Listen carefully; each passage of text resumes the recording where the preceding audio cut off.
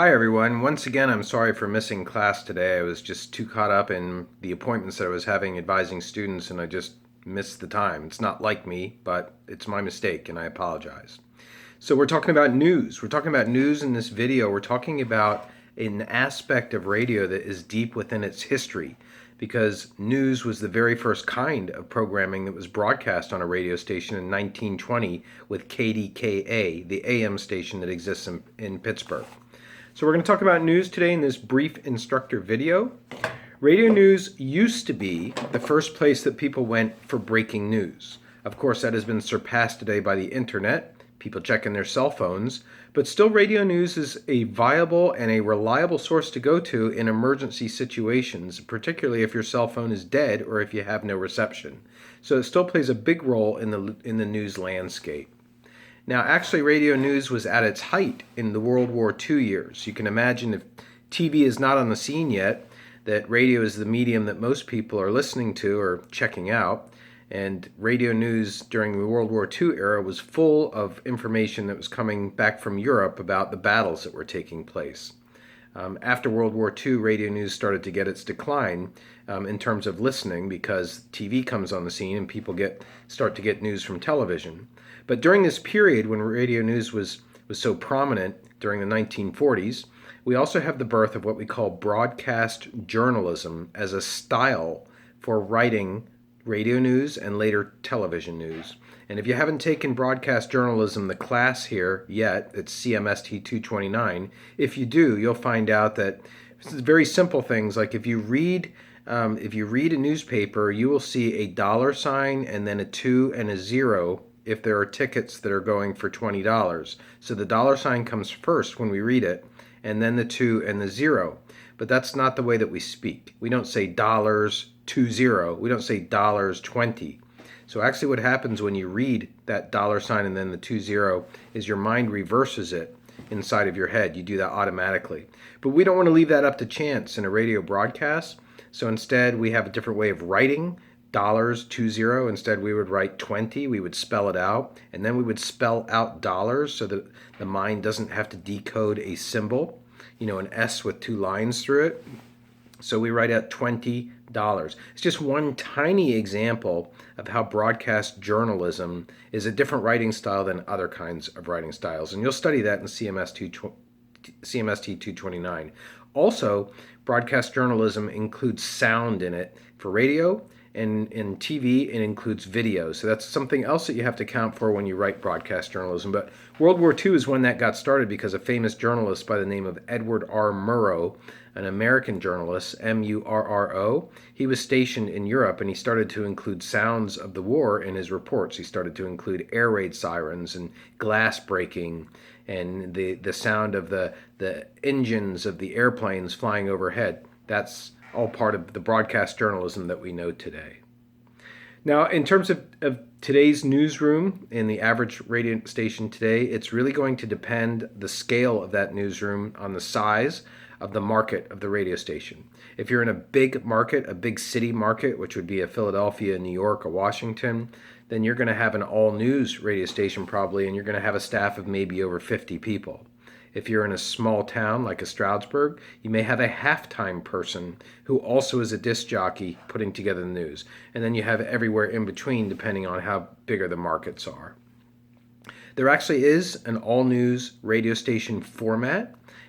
Radio station formats where you will hear news all day long. We can find that in Philadelphia on KYW News Radio. We can find that in New York in WINS and WCBS, and even Bloomberg, even though it's more financial, is an all news radio format.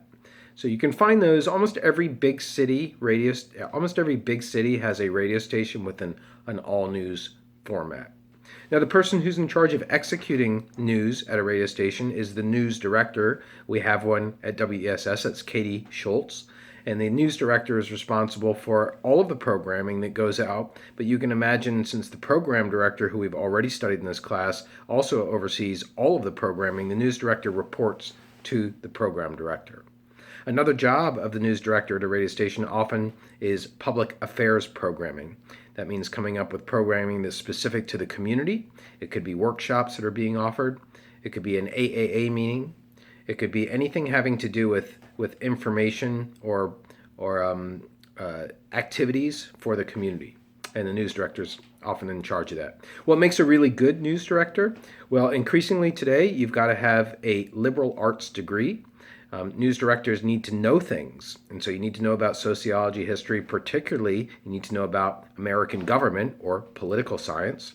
So you need to know things. So a person with a liberal arts degree, a degree in communication, English, sociology, history, that's what's required of a newsroom professional today.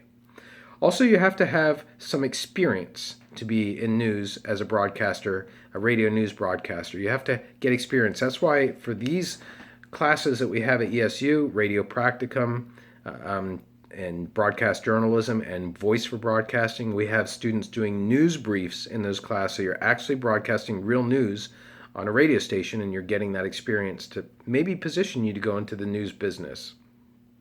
You also have to be assertive as a news reporter. You have to not take no for an answer. You have to not be afraid, not be shy. You need to have skills that are very extroverted and outward. It's the only way that you're going to get the news.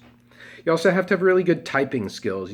So much of news is deadline driven, no matter what medium you're working for, radio, TV, newspaper. So you need to really be able to fly on the keyboard and put that story together just before you're going on the air. Now, a newscast is usually organized according to a format, just like your overall radio station is organized according to a format. You have a format for news briefs here at WESS Radio if you're in broadcast journalism or if you're in voice for broadcasting.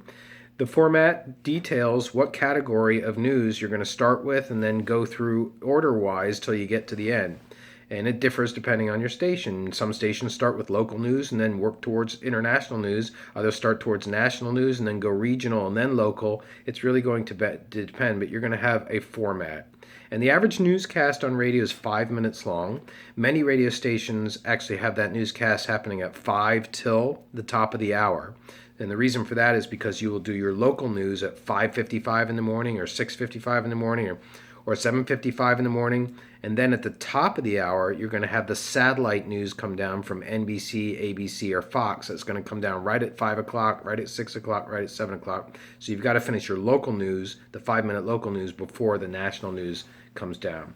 There's usually about 15 to 20 items that are covered in a radio newscast. It's 5 minutes long. So you can imagine a lot of it is giving a very short version of the news that's out there. It's a 15 or 30-second version.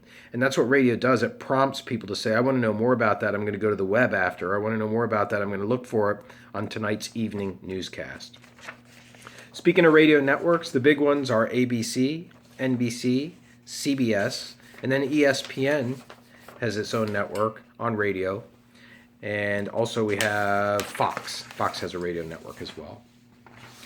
When you're in news and radio, you do have to be careful of the law. That's why we have a class like broadcast journalism to help you construct your sentences so that you don't convict somebody who's been only accused of a crime and has not yet had a trial date.